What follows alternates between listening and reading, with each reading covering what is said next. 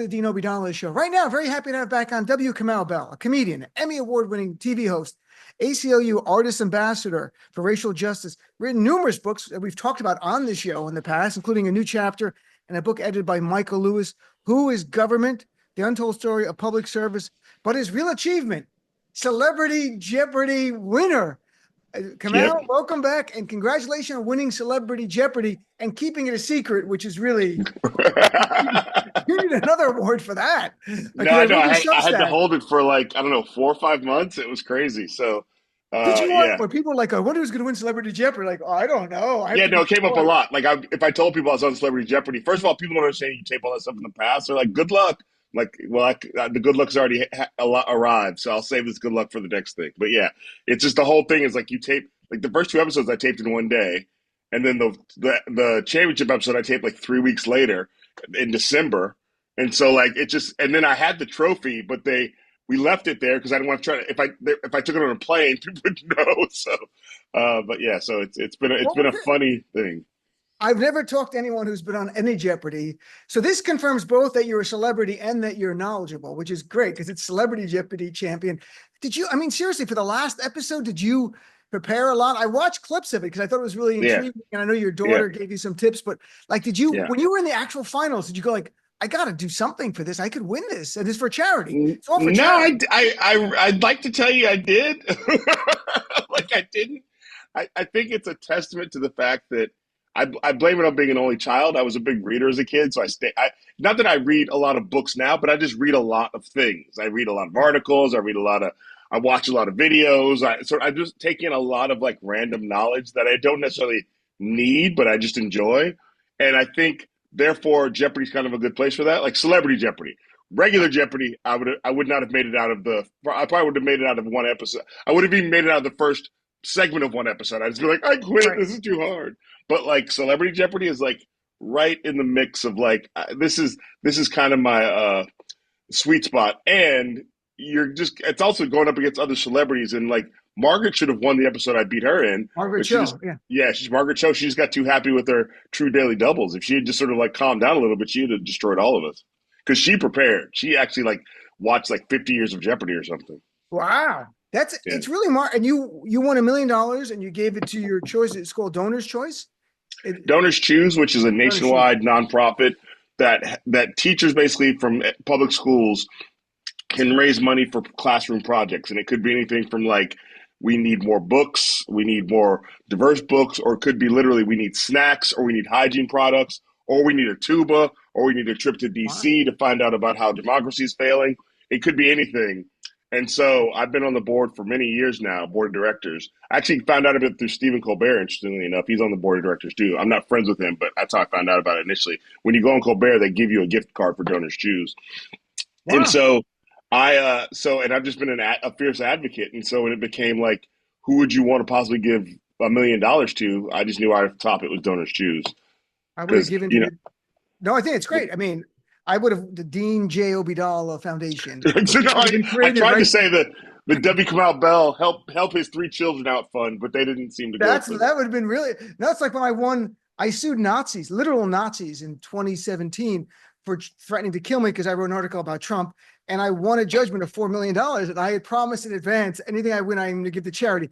But it wasn't a hard choice because the Nazis, they're good at bigotry, but not at investing. So they have no assets. So it wasn't I'm going to have $4 million I can give to someone. But I'm like, from the beginning, I'm like, because I had lawyers that did it for free. I'm like, we're going to do this all for charity. If we win it, we're going to give it to groups that fight the Nazis. And we won. And so, but that's it. They don't have. Yeah, no, I got, luckily, ABC was backing it. So like I got the money. It was not currently they have $1 million. So, but, and also Jeopardy, I just want to be clear. The people at Jeopardy were amazing. Ken Jennings, who I met years ago when he was just the best, most winningest contestant in Jeopardy. I met him on Doug Benson's podcast, and years ago before he was ever thought about being the host. But he's like, it sort of like seems like the perfect person to host. The woman who did my hair was like, I've been doing Vanna White's hair for 30 years. And I was like, oh my God. Wow. Like, and my hair's never looked better. If you watch those episodes, my hair looks perfect. So did I remember correctly? Was your name a clue in an episode where Ken Jennings was actually a contestant?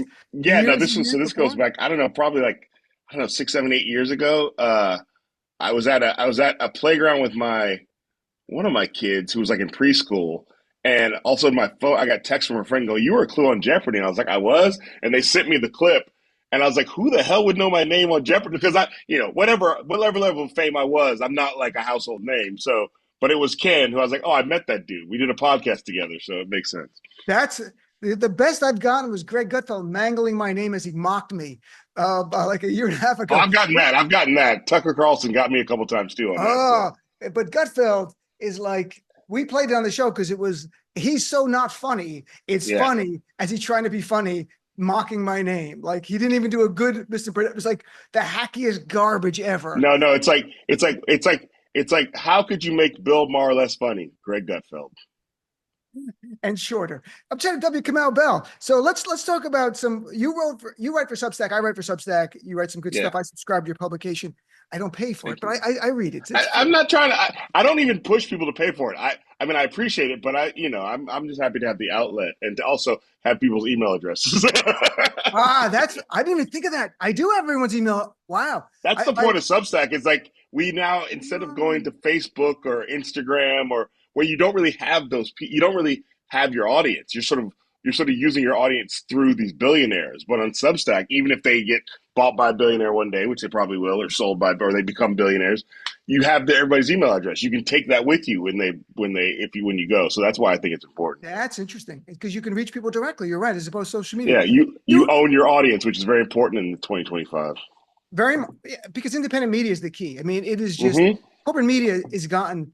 And I'm glad to discuss it with you because you worked in corporate media, but in a different way. You had a CNN show, but you've done independent media now. You've done podcasts and everything. But my level of frustration for corporate media in the time of Trump and the campaign in Mm-hmm. 2024 till now, I think they've even lost people on the left who at one They time have. like, we would knee jerk that we would defend them because the right was attacking them. Now we're like, they're not the enemy of the people, but they're not for good. They're a They've for-profit lost. enterprise. They've lost middle of the road, like boring Democrats. Like, you know what I mean? Like they've lost my mother-in-law. You know what I mean? Like it's just like even I think it's indicated that she went from CNN to MSNBC, which may not seem like a big thing, but for her to be like, she's like, CNN is not doing what the thing I needed to do, and she would not describe herself as leaning left or progressive or any of those things. But she's just a white lady whose daughter married a black guy who's had a lot of opinions, and so she started to go, sometimes come out makes sense. Very good. Yeah. So yeah, no, she's great. She's great. My mother-in-law is great. But like, I just think it's indicative that like corporate media has lost like even normie Democrats. The frustration level, and right now they were just doing until the yesterday diagnosis of Biden that the cover up that someone kept from them that Biden was old because that no one knew that, right? No one had Mm-hmm. mentioned that. No one Yeah. had wrote one story that there might be cognitive issues. That was Yeah. thank God the Woodward and Bernstein of our day, Jake Tapper and the guy, to break that story. This would be them like writing. This is like Watergate happening right in front of everyone, and someone Yeah. going, "Whoa, this cover up's like we're all seeing it." No, we all saw Yeah. that. So I think that was hurting them a great. Like that was, and I don't know if Jake Tapper and the guy at Axios understood that because I could hear it from callers of the show. It was undermining the last drops of credibility that CNN had in the eyes of people. Like, what are you doing to make money? We know that he was old. We knew there was Yeah. cognitive. Yeah. No one was Yeah. hiding that. I mean, what are you talking No. about?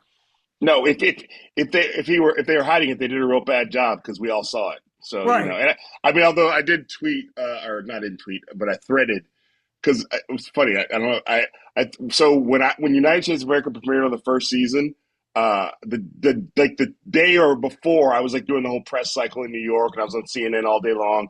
And that day, Prince died, which is not funny at all.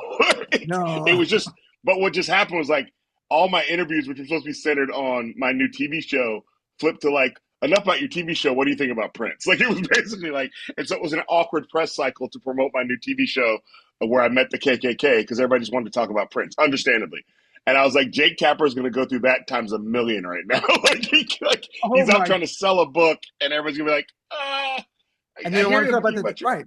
yeah, I hear you Yeah. about your book, but you're the main character in your book was just diagnosed with aggressive cancer. You sure you want to push book sales?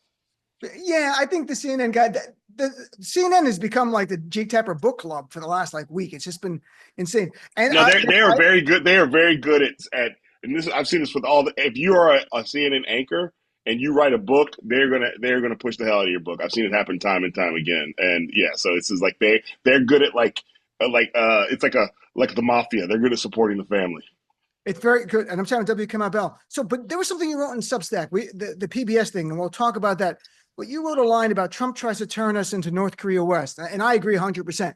My greatest concern is that while we, whoever's listening to the show or watching it or watching your stuff or reading your stuff, get it, I have this fear that a lot of Americans are just not tuning in and they don't, like, unless their 401k went down or something, like, what's going on there? Besides that, they're like, whatever. Democracy's not going anywhere. And I fear they don't really actually believe it could become like at least a Hungarian autocracy where it's a quasi-democracy, autocracy scenario. Yeah. I don't think they really believe that can happen. I don't know what to do. Honestly, I sincerely don't know what to do. Well, that's why I feel like my job is to talk to if you're reading my Substack or it comes across your eyes, that means you're trying to pay attention. And so my job is to like make sure while I'm talking to you that I sound the alarm. Look, that I don't sort of write the like either everything's fine or we're going to get through this because we're Americans. You know, we're going to get through this because, as I often have said with the United States of America, CNN didn't realize, but that show actually radicalized me. Like they didn't need for it to do that because I got to see all these different parts of America and meet all these sorts of people and all sorts of different types of people. And so I got to hang out. I mean, it was so in 2017, 2018 with Venezuelan Americans and Venezuelans who were undocumented in South Florida in Doral, which is right outside of Miami. And I went to a Venezuelan Americans for Trump meeting. This is when I guess this was when he was just in office.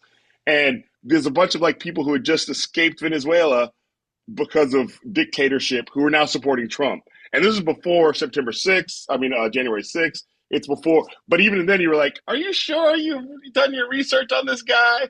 And so to see many of those same Venezuelans now, Venezuelan Americans go like, wait a minute, Trump, but we were with you and now you're deporting our people. You know what I mean? So in that sense, I got to see the power of media and the power of political movements to seduce people into voting against their self-interests.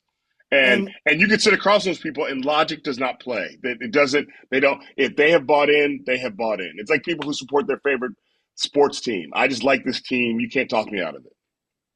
It's interesting because I'm a New York Giants fan and I'm the most critical person in the world of the Giants. Like every day I'm like, they're the worst. But I guess if you're from the outside and say terrible things, if you're an Eagles fan and say bad things, I might push back. Or but you're still a Giants fan. Like they haven't been bad enough for you to be like, I'm out. That's what I'm saying. That's the political part of it. That's the part that's like political. Like the Giants, I was a Warriors fan when I moved out here when tickets were $20 a game. I can imagine. And you could sit on the bench with the players if you wanted to. And then to see like Steph and Steve Kerr and Draymond Green and all the great things that happened. And now there are Warriors fans who are mad that the team's going to get bad again. And I'm like, yeah, we didn't deserve any of those championships. We got lucky. So don't get mad. Like don't get caught up in your lore of the team without dealing with the reality. And I think that's what happens with a lot of these people with Trump. I mean, you know this. I quote this stat to everybody. There was a spike the day that Biden, there was a spike on the day of the election for people Googling, why isn't Biden on the ballot? Like Google tracked a spike of people Googling that. And that says that not most, but a plurality of people don't pay the kind of attention that me and you do. Most people don't actually pay attention me and you do. And then a bunch of people checking with the news maybe once a day and get like their local news headlines, you know what I mean? Which is fine. I mean, really, you shouldn't have to pay more attention to that, but now we do. Yeah, and you wonder if they sleep better or not. I don't know because look, the manifestation of the stress of the first few months of the Trump administration was very real and palpable for me. Like I felt it. It was causing sleeping problems. I know you're going gray. I'm seeing it. You're going gray out there. I got everything. Yeah, I've got a lot of things going. And, I can say that. Like I can make fun of it. Yeah. But no, but it's fun. But now I think a lot of us have found our footing in a way, and screaming at Democrats, you can only do it for so long. You're like, okay, they're not going to do it. They're going to be the same fighters who are really good fighters, and the rest just do what they do. And it's going to be up to us and others. And you celebrate those good moments when you have them. If it's Bruce Springsteen or Taylor Swift, wherever it is, And then you I got don't the know, Dean. monster. I like Bruce Springsteen before he got political. That's just me. I like Bruce. I'm from Jersey. I was required to. So, Yeah. you also, but what you wrote about for Substack, a lot about PBS. Trump is going after everything. John Oliver had a great segment last night on his show, all about Brendan Carr and the FCC and what they're doing. Like, this is part of a big plan that they're investigating Mhm. one outlet after the other and pressuring them. So, why? Tell people a little bit why you wrote about PBS and pulling funding from public broadcasting, why that's part of this agenda of the right, the authoritarian agenda, to be honest. So, I mean, I think that like I'm on tour right now doing stand up too, and a lot of my stand up tour is basically about being a member of Generation X, or as I call us, the greatest generation. Nice. Very nice. We're the last analog generation. We were called weak when we were kids, but now we're tough because we didn't have computers and cell phones, which I appreciate. Like we didn't, the internet was a thing we sort of got introduced to, and when we were introduced to it, it was nothing. Like so, Right. like we were sort of the last I walked uphill both ways generation, and a part of that is really, and I have 3 kids, and so I have like seen my kids' media diet, and for all of my kids' media diet, at some point PBS has been a part of it. Now, when I was a kid, PBS was a huge part of my media diet because, as I said in the Substack, there were like 5 or 6 channels, and one of them was in Spanish, so I couldn't do anything with it. So, so for me, just realizing how PBS has been a staple throughout my life and then my kids' lives, and then at some point, I think you go through a period where you sort of condescend to Mr. Rogers as a cool adult if you're, and then at some point you go, wait a minute, what am I doing? This dude was like, I mean, I don't know. He's been gone enough we know he was not a sniper like we used to say when we were kids. He was a Vietnam sniper who turned, who found God, but he was not that. I think he was just a good guy. That's And so to realize that like there's a thread from me watching Mr. Rogers to my kids watching Daniel Tiger's Neighborhood and realizing that consistency has been the same across generations and across creators who come to PBS and do things. And then on top of that, I sort of tied into this story of like this crayon documentary that I watched when I was a kid that has never left me. Mr. Rogers teaching you about like this little like 5-minute doc about the Crayon Factory that you can see on YouTube. And as I got older and started making documentaries, I was like, wait, that's the first documentary that had an effect on me was Mr. Rogers' Crayon documentary. And here I am as an adult, like directing documentaries, and I sort of credit like Morgan Spurlock and then Ezra Edelman and Dream Hampton. I'm like, I think it started with Mr. Rogers. You know what I mean? So for me, it was just this idea that like, and then to think about all the things I watched on PBS just because I only had 4 channels and you sort of turned on your TV and you're like, I guess I'm going to watch this thing about the history of black people done by Henry Louis Gates because it's on. You know what I mean? right. And then I'm like, there's a line from that to me winning Celebrity Jeopardy, 100%. A kid who was just curious. I wasn't trying to get smarter. I was just curious, and these things were well done. And so then I realized the reason why Donald Trump, not realized, but I was putting it together. The reason why Donald Trump wants to defund PBS and NPR is because it puts us in a position where we won't have the ability to be curious anymore. We won't have the ability to just let knowledge won't just wash over us because the doors will be closed. Mhm. And it's not very far from like defunding PBS and NPR to doing like China and just turning off certain websites on the internet.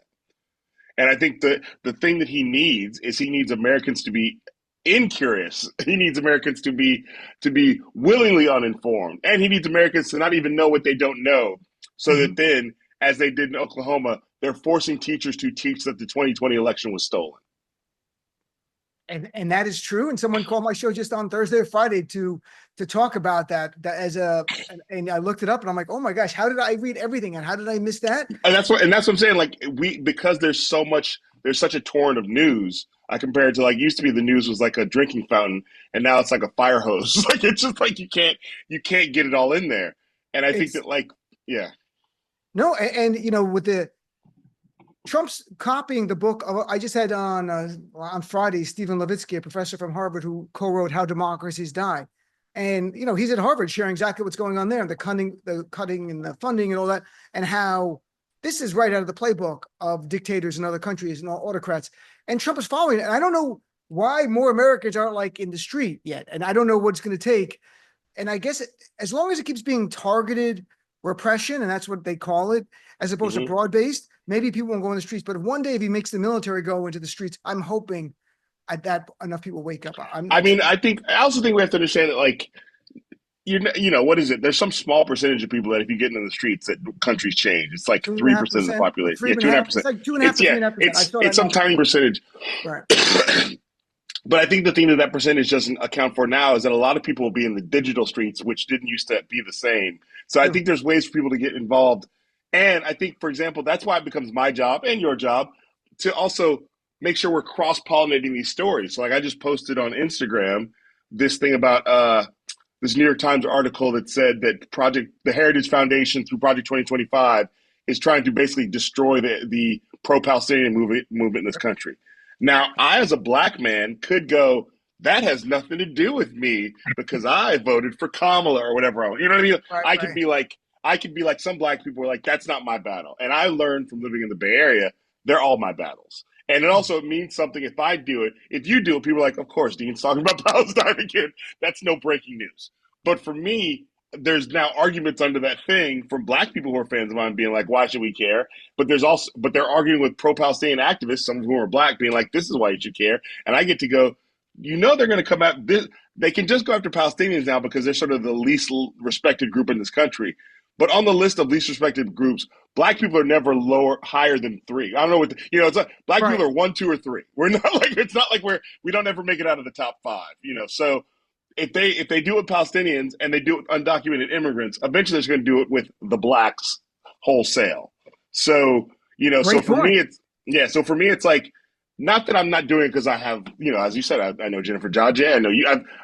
I hope I have not always been loud enough about my pro-Palestinian feelings, but I For certainly good have been reason. consistent about. Yeah, I think I've been consistent about it, Right. and I am getting louder now just because I realize it's the time to be loud is now.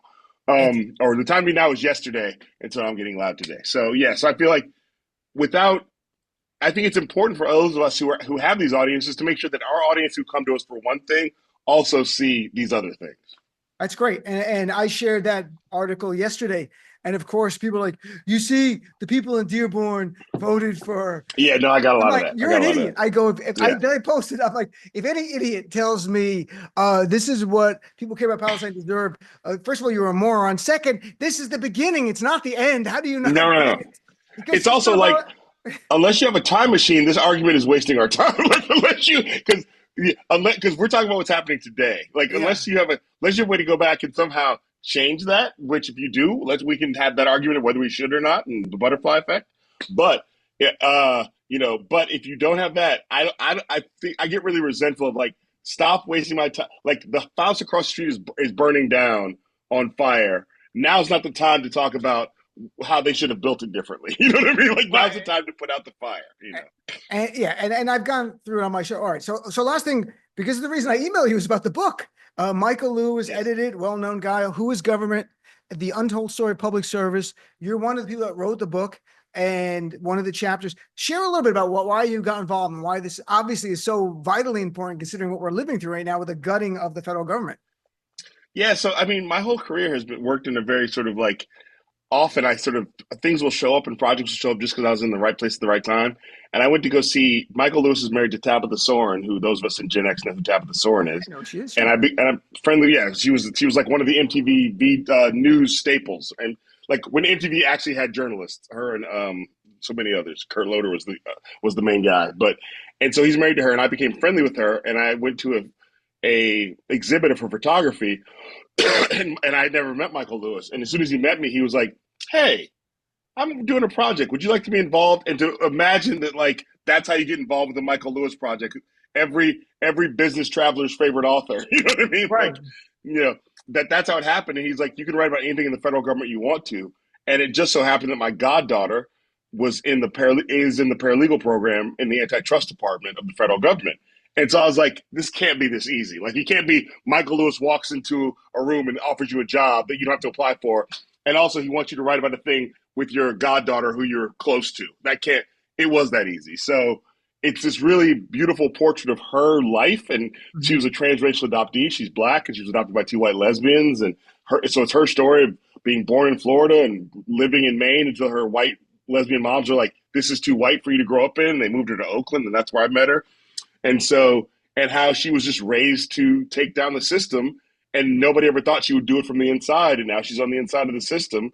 And how antitrust is actually one of the great ways to take down the system from the inside. So, Yep. and it ends. The piece ends with her like talking about applying to law school and how, depending upon how much money she owes in financial aid, it will determine whether she's a lawyer who fights for good or fights for money for herself.